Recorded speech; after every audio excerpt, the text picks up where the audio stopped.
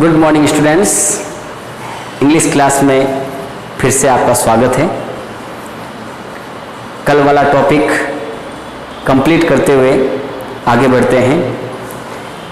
कल अपन ने टेंस के बारे में पास्ट के रूप को समझा था और पास्ट में दो प्रकार के सेंटेंस बनाए थे, एफर्मेटिव एंड नेगेटिव। एफर्मेटिव सकारात्मक वाक्य का निर्माण किया था, इसी प्रकार से फॉर्मेशन के आधार पर नकारात्मक का भी हमने प्रयोग कर लिया। अब प्रश्नवाचक वाक्य, इंट्रोगेटिव सेंटेंस, जैसा कि प्रेजेंट सिंपल में, प्रेजेंट इंडेफिनिट में अपन समझ चुके हैं कि प्रश्नवाचक वाक्य इंट्रोगेटिव सेंटेंस दो प्रकार से बनाए जाते हैं, यस नो टाइप और WH टाइप। प्रेजेंट में इस प्रकार के वाक्य की रचना अपन समझ चुके हैं, लेकिन पास्ट में उसी रूप में फॉर्मेशन वही रहती है, मुख्य क्रिया और सहायक क्रिया में परिवर्तन आता है।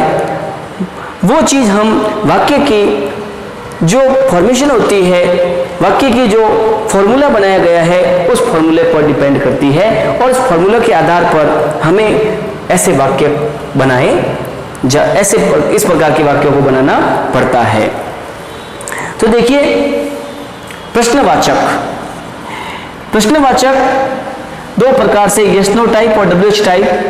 अगर वाक्य यस नो टाइप है, अर्थात उस प्रश्न का उत्तर हाँ या ना में दिया जा रहा है, तो हम लोग वाक्य के अनुसार, जैसे एग्जाम्पल,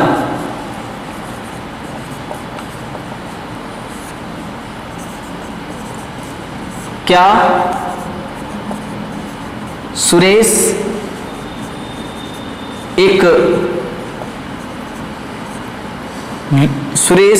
ने एक लोकगीत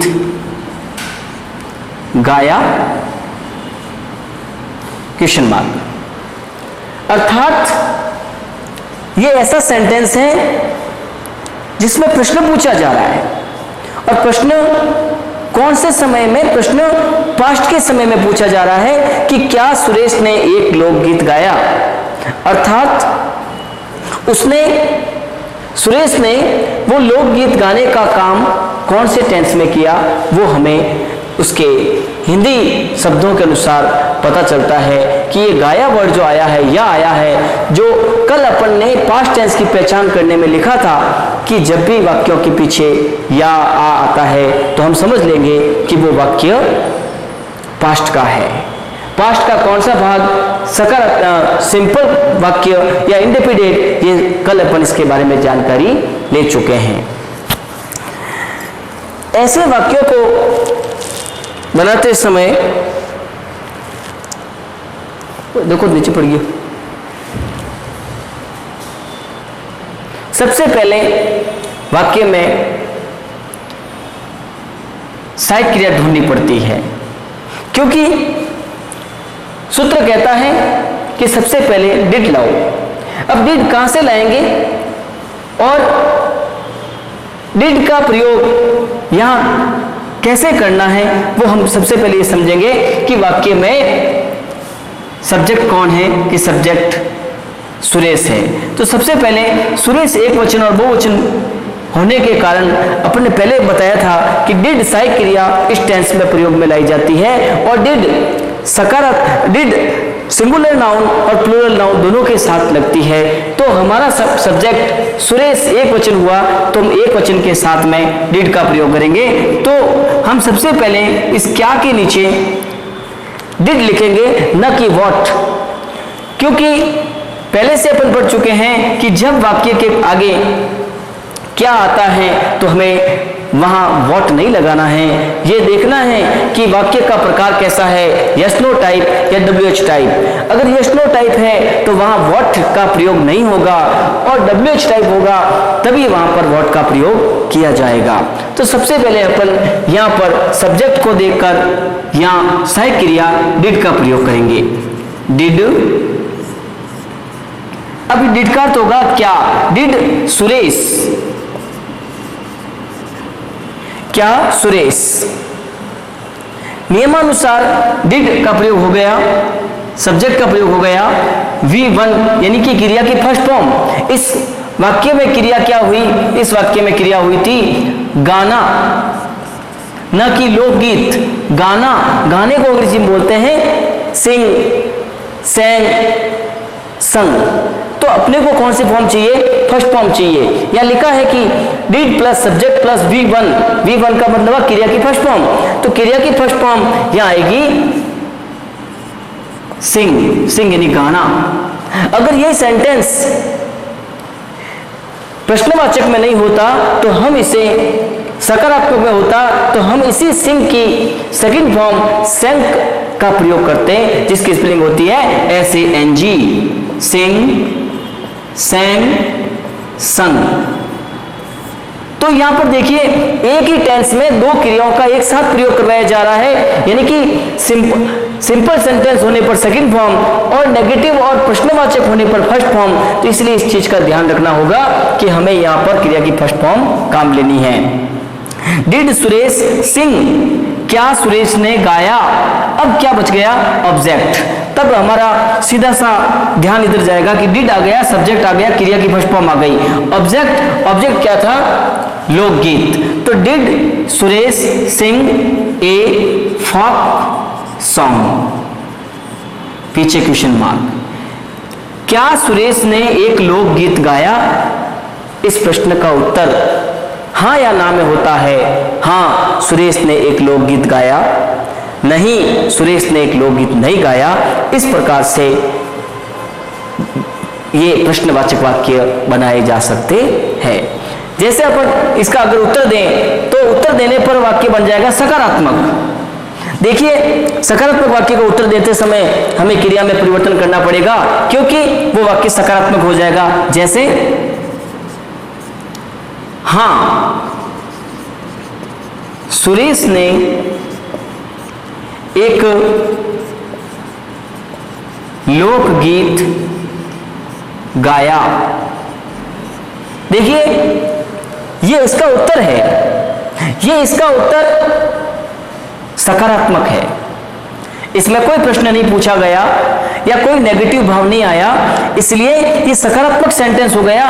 तो प्यारे विद्यार्थियों देखिए, ये सेंटेंस एक ही चीज है लेकिन थोड़ा सा परिवर्तन हो गया, और ये सकारात्मक कहलाता है और ये प्रश्नवाचक कहलाता है। इन दोनों के अंतर को स्पष्ट करने के लिए हमें यहां पर सहायक क्रिया और मुख्य क्रिया का ध्यान देते हुए वाक्य को बनाना पड़ता है। जैसे हाँ, सुरेश ने एक लोकगीत गाया, सकारात्मक रूप, तो हम सकारात्मक रूप में जाएं। तो देखते हैं दोनों में क्या परिवर्तन होता है। यस, हाँ। अब ये सेंटेंस देखिए सकारात्मक का प्रयोग करें। सुरेश नाम बड़ा नाम होने के कारण कैपिटल लेटर यस, सुरेश। क्रिया की सेकंड फॉर्म, यानी मैंने अभी बताया गाया क्रिया है, गाया की सेकंड फॉर्म संग, SANG, संग। यस, सुरेश संग ए फोक सॉन्ग। पीछे कुछ भी नहीं, क्वेश्चन मार्क नहीं, फुल स्टॉप लगेगा क्योंकि वाक्य सकारात्मक है। तो इस प्रकार से ये यस नो टाइप का प्रश्न बनता है, और ठीक इसी प्रकार से WH टाइप का भी प्रश्न बनता है। मात्र इतना सा ध्यान देना है कि इसमें सहायक क्रिया का प्रयोग पहले होता है और उसमें सहायक क्रिया का प्रयोग बाद में होता है, और जो प्रश्न पूछा गया है उसका WH वर्ड आप लोगों को मैंने समझाया था कि टोटल WH वर्ड 15 होते हैं। उन 15 में से वाक्य में कौन सा अर्थ पूछा गया है, जिसका अर्थ पूछा गया है वही WH वर्ड वाक्य के आगे लगता है। जैसे कि ये देखो, सबसे पहले WH वर्ड, फिर सहायक क्रिया, फिर subject, V1, object, question mark. जैसे एग्जाम्पल समझते हैं।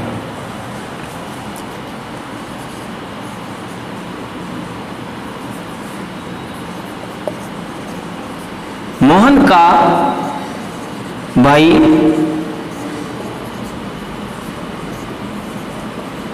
कल रात कहां गया था।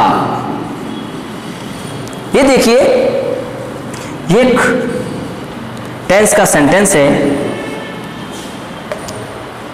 कौन से टेंस का सेंटेंस है ये हिंदी पहचान से पता चल सकता है। और कल रात गया था, थी, थे, ऐसे शब्दों से पता चल सकता है कि ये पास्ट टेंस यानी कि कोई स्टोरी, कोई कहानी या कोई घटना घटी हुई है। इस कारण से इसमें हमने इस वाक्य की पहचान बताई है कि मोहन का भाई कल रात कहाँ गया था। इट मीन्स काम हो गया, और हम इसे प्रश्नवाचक के रूप में बनाना चाहते हैं। फॉर्मेशन देखिए, और सबसे पहले इसने कहा है कि WH वर्ड ढूंढो। अब वो WH वर्ड कहाँ है?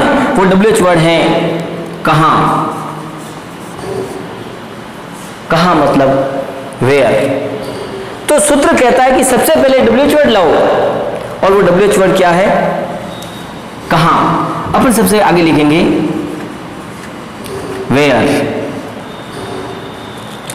अब अगर थोड़ा सा ध्यान से देखें तो ये वाक्य बिल्कुल सरल हो सकता है। कैसे? कि वेयर के बाद में देखो वाक्य की formation same yes no type जैसी है। जिस प्रकार से यस नो टाइप की फॉर्मेशन है वैसे की वैसे WH वर्ड की है। अगर आप WH वर्ड को छिपा दें तो जस्ट फॉर्मेशन वैसी की वैसी है। आपने जो आपको घटना का जो WH वर्ड चाहिए था वो आपने ढूंढ लिया, वो आपने आगे लगा दिया। उसके बाद इसमें ये जो सेंटेंस दिखाई दे रहा है ये और ये सेम हो जाएगा। जैसे अब देखना अब कैसे होगा। वेयर, वेयर के बाद में ये कह रहा है कि आप लाओ सब्जेक्ट। तो सब्जेक्ट कौन है इसमें सब्जेक्ट है मोहन का भाई। तो मोहन का भाई का प्रयोग करना है, यानी कि इसमें कौन था? इसमें सुरेश था, और आपने सुरेश का आगे क्या लगाया था? डिड लगाया था। क्यों लगाया था? क्योंकि नियम कहता है कि एक वचन और बहुवचन दोनों कर्ताओं के साथ डिड का ही प्रयोग किया जाएगा। तो मोहन का भाई भी तो एक वचन है। तो एक वचन है तो अपन क्या लगाएंगे? डिड। तो लिखेंगे वेयर डिड, वेयर डिड। ये देखिए ये डिड आ गया, ये रहा डिड। देखो वेयर डिड। अब क्या चाहिए था? सुरेश, यानी कि यहां पर क्या कह रहा है? सब्जेक्ट चाहिए। आपका सब्जेक्ट कौन है? मोहन का भाई। तो अपन लिखेंगे where did Mohan's brother, where did Mohan's brother V1। इसमें भी थी, ये देखो, और इसमें भी है, इसमें भी V1 ही है। यानी कि क्रिया क्या हुई? क्रिया गया था, यानी जाना। जाना की 3 फॉर्म होती है, गो, वेंट, गॉन। अब मुझे बताइए प्यारे विद्यार्थियों, first form, second form, third form, कौन सी फॉर्म काम लेनी है? V1। V1 मतलब फर्स्ट फॉर्म। ये वाक्य प्रश्नवाचक है, इसलिए V1 काम में ली जाएगी। अगर ये वाक्य प्रश्नवाचक नहीं होता तो V2 काम आती, और वो V2 ये रही। ये देखो ये V2 वेंट, और ये V1 गो। तो अपन लोग क्या करेंगे? Where did Mohan's brother go to, गया था। कहां गया था? कब गया था? अब ये बताना है कल रात। Where did Mohan's brother go yesterday night.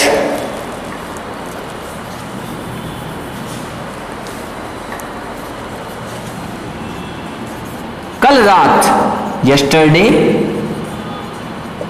Night, पीछे question mark. Where did Mohan's brother go, Mohan का भाई कल रात कहां गया था। मतलब कल रात को सो करने के लिए यस्टरडे नाइट आ गया और टेंस को सो करने के लिए डिड आ गया और डिड या क्रिया की फर्स्ट फॉर्म आ गई। तो दोनों से यह क्लियर होता है कि मोहन का भाई कल रात कहां गया था। वाक्य कैसा है? प्रश्नवाचक है। अब मैं अगर इसी को सकारात्मक बना दूं तो इसका और परिवर्तन हो जाएगा और सकारात्मक का फॉर्मूला काम आ जाएगा। जैसे मोहन का भाई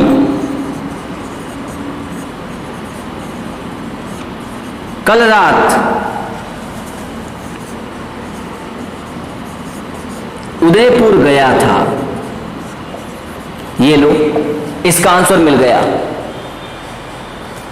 मोहन का भाई कल रात कहां गया था तो पूछा कि उसका उत्तर मिला कि मोहन का भाई कल रात उदयपुर गया था। अब देख लीजिए, वाक्यों के अंदर ही वाक्य निकल रहे हैं। कैसे? पहले प्रश्न पूछा तो प्रश्नवाचक वाक्य था, अब ये वाक्य का उत्तर दे रहा है तो सकारात्मक वाक्य बन गया। और अब आपको बनाना पड़ेगा क्योंकि टेंस में आप कर क्या रहे हैं? वाक्य का निर्माण ही तो कर रहे हैं, अनुवाद ही तो कर रहे हैं, ट्रांसलेट ही तो कर रहे हैं, हिंदी को अंग्रेजी और अंग्रेजी को हिंदी। तो देखिए, मोहन का भाई कल रात उदयपुर गया था, वाक्य कैसा बन गया? सकारात्मक। और सकारात्मक बनते ही सकारात्मक का फॉर्मूला काम आ गया। Subject plus V2 plus object. देखिए, मोहन का भाई करता है, मोहन्स ब्रदर, मोहन्स ब्रदर। क्या चाहिए? V2। और V2 क्या हुई? क्रिया हुई। क्रिया क्या थी? गया था। गया था मतलब काम हुआ। कौन सा गया? ये रहा, देखो, गो, वेंट, गॉन। गया, जाना, गया, जा चुका। यानी फर्स्ट फॉर्म, सेकंड और थर्ड फॉर्म। अब मुझे बताइए, या क्रिया की कौन सी फॉर्म काम आएगी? क्रिया की सेकंड फॉर्म काम आएगी, क्योंकि ये वाक्य सकारात्मक है। मोहन्स ब्रदर वेंट, ये रहा second form. Mohan's brother went to Udaipur yesterday night. और पीछे क्वेश्चन मार्क, कुछ नहीं लगाना, वाक्य सकारात्मक है। तो इस प्रकार से पास्ट के टेंस में भी जिस प्रकार से प्रेजेंट में बनाए जा रहे थे वाक्य, उसी प्रकार पास्ट में भी बनाए जा रहे हैं। और सेम उसकी स्थिति है प्रश्नवाचक नकारात्मक में, मात्र नॉट का प्रयोग करना है और बाकी सेम फॉर्मेशन सेम है। दोनों की फॉर्मेशन मैंने यहाँ पर लिख ली है कि प्रश्नवाचक नकारात्मक बनाएं तो कैसे बनाया जाए और केवल प्रश्नवाचक हो तो कैसे बनाया जाए। देखिए, यही सेंटेंस है आपके सामने और इनको अपन प्रश्नवाचक नकारात्मक भी बना सकते हैं। जैसे, क्या सुरेश ने एक लोकगीत नहीं गाया? क्या आ गया? नहीं आ गया। मतलब वाक्य नकारात्मक हो गया। अब उस नकारात्मक को बनाने का तरीका सेम है, मात्र आपको पटरी पर चलना पड़ेगा। और वो पटरी कौन सी? वाक्य की फॉर्मेशन, वाक्य का फॉर्मूला। देखिए, प्रश्नवाचक नकारात्मक का पहला sentence, did subject not V1 object. ये रहा, डिड सब्जेक्ट V1 और ऑब्जेक्ट। क्या बचा? नॉट लगाना रह गया। आप नॉट लगा सकते हैं यहां।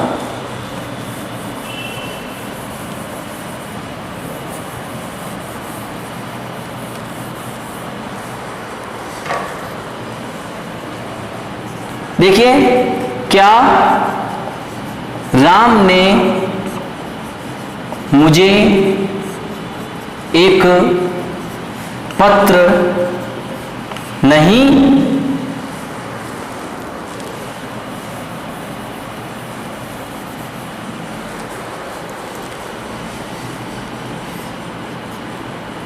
लिखा? ध्यान से देखिए, ये सेंटेंस कैसा है?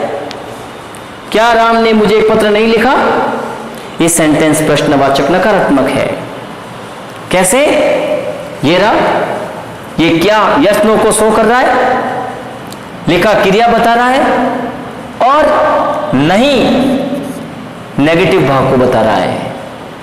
क्या राम ने मुझे एक पत्र नहीं लिखा? आप सीधे से वाक्य की फॉर्मेशन पर जाएंगे और वही काम करेंगे जो आपने प्रश्नवाचक बनाया, प्रश्नवाचक बनाते समय किया था, वही तरीका। सबसे पहले सब्जेक्ट ढूंढते हैं राम, क्योंकि सब्जेक्ट ढूंढना किस लिए जरूरी है? क्योंकि कहीं कहीं पर सहायक क्रिया में परिवर्तन होता रहता है, किसी टेंस में सहायक क्रिया डबल ट्रिपल होती है। उस समय आपको पहचान करनी पड़ेगी कि सिंगुलर नाउन के साथ कौन सी लगानी है और प्लूरल नाउन के साथ कैसी लगानी है। तो ये चीज हमें सब्जेक्ट का पता लगाकर ही करना पड़ता है। इसलिए चूंकि पास्ट टेंस में तो एक ही सहायक क्रिया बताई आपको कि चाहे सिंगुलर आए तो भी डिड, प्लूरल आए तो भी डिड, तो उस समय जहां पर डबल आएगी उस समय आपको सोचना पड़ेगा। इसलिए अपना कार्य क्या है कि सबसे पहले सब्जेक्ट को पहचानना, सब्जेक्ट एक वचन है या बहुवचन, उससे आपका आधा काम कंप्लीट हो जाएगा। राम एक वचन है, अपने तो यहां पर डिड ही लगाना था, डिड राम। अब इस डिड का अर्थ क्या है? क्या। और इस क्या का मतलब आप कहोगे सर आपने बताया था क्या का मतलब तो व्हाट होता है, लेकिन व्हाट नहीं। व्हाट जब होगा जब प्रश्न का उत्तर हाँ या ना में नहीं होगा, जब प्रश्न का उत्तर किसी कथन में होगा, उत्तर में होगा, तब ही आपको व्हाट लगाना है। तो डिड राम, देखो डिड कहां से लाया मैंने? डिड लाया राम को एक वचन बना करके कि राम एक वचन था, इसलिए अपने डिड लगाया। डिड के बाद में राम सब्जेक्ट है, ये फॉर्मूला कह रहा है, मैं नहीं कह रहा हूं, ये फॉर्मूला कह रहा है कि देखिए डिड प्लस क्रिया सब्जेक्ट, ये डिड और ये सब्जेक्ट। क्लियर? अब देखो डिड सब्जेक्ट आ गया, उसके बाद में क्या चाहिए? नॉट। ये लो नॉट, नॉट। मैं कुछ नहीं कर रहा हूं, मैं उसी की कॉपी कर रहा हूं, वहां से यहां देख रहा हूं। आपको भी यही करना है, आपको ये देखना है कि वाक्य का फॉर्मूला बना हुआ है, उस फॉर्मूले से अपने को यहां पर वाक्य का ट्रांसलेट करना है और अंग्रेजी में उसका प्रयोग करके वाक्य को पूर्ण करना है। Did Ram not. अब क्या चाहिए? V1। V1 मतलब क्रिया क्या हुई? क्रिया क्या थी? लिखना। लिखने की 3 फॉर्म में, जिस प्रकार से गो की थी वैसे क्या? वैसे देखिए, राइट, रॉट, रिटन, ये तीनों फॉर्म। अब अपने को कौन सी चाहिए? यहां पर आपको नियम पर चलना है। नियम में क्या आई है वही काम लेनी है, या सेकंड फॉर्म भी है और फर्स्ट फॉर्म भी है। क्योंकि प्रश्नवाचक नकारात्मक यानी प्रश्नवाचक में आपको V1 ही काम लेनी है, तो आपको यहां पर V1 लेनी है। Did Ram not write,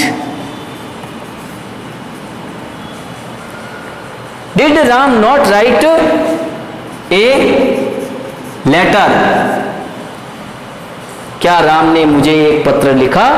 did Ram नहीं लिखा, did Ram not write a letter to me. क्या राम ने मुझे एक पत्र नहीं लिखा? यह वाक्य बन गया did Ram not write a letter to me और पीछे क्वेश्चन मार्क। अब इसमें मुझे ये बताइए कि आपके यहां पर कोई कल रात, कल या बीता हुआ समय ऐसा कोई नहीं आया, तो भी आपने कैसे पहचान कर ली कि ये पास्ट सिंपल है? हमने पहचान ऐसे की कि लिखा, और लिखा मतलब काम हो गया। कब लिखा है? आज नहीं लिखा है, पहले से लिख चुका है, वो काम कर चुका है। इसलिए ये आपकी हिंदी पहचान इसमें लिखा ने बताई। और अब मैं आपसे पूछता हूं कि मुझे ये बताइए कि ये जो सेंटेंस लिखा, आपने सेंटेंस बनाया, ये कौन से टेंस का है? तो तुरंत प्रभाव से पता चलेगा कि ये पास्ट टेंस का है। कैसे? डिड से। डिड पास्ट में आता है, क्रिया की फर्स्ट फॉर्म पास्ट सिंपल में आती है, इसलिए ये वाक्य बन गया आपका पास्ट सिंपल इंट्रोगेटिव नेगेटिव। इस प्रकार से प्यारे विद्यार्थियों, हम किसी भी टेंस के वाक्य बनाते समय उसके फॉर्मेशन, उसके फॉर्मूले पर चलते हुए हमें उनका प्रयोग करना है। अगर आप फॉर्मूले पे नहीं चलेंगे तो आपका वाक्य गलत हो सकता है। और correct form of the verb जो बोर्ड में आता है वो सवाल भी अपन गलत कर सकते हैं। मात्र थोड़ा सा सोच करके समझ करके ही ये वाक्य किया जाता है, जैसे ये अभी आपने किया। आप लोगों को इस प्रकार के वाक्य मन से बना करके 5-5 वाक्य बनाने हैं और उसके बाद इस फॉर्मेशन पर आपको चल करके वाक्य का प्रयोग करना है। तो आज अभी आपके पास्ट का पूरे भाग यानी पास्ट सिंपल टेंस के चारों वाक्य काइंड्स ऑफ सेंटेंस कंप्लीट होते हैं। और नेक्स्ट अपना अगला टेंस होगा फ्यूचर सिंपल। बताइए क्यों फ्यूचर सिंपल क्यों लिया? क्योंकि अपन अभी प्रेजेंट सिंपल, पास्ट सिंपल और फ्यूचर सिंपल को लेकर के चल रहे हैं। तो तीनों के सिंपल एक साथ पढ़ने से ये होगा कि तीनों का अंतर क्या है, वो अंतर हमें समझ में आ जाएगा। और इस प्रकार से आज की क्लास,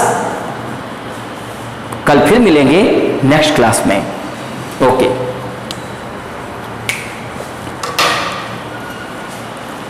फोन नहीं आया।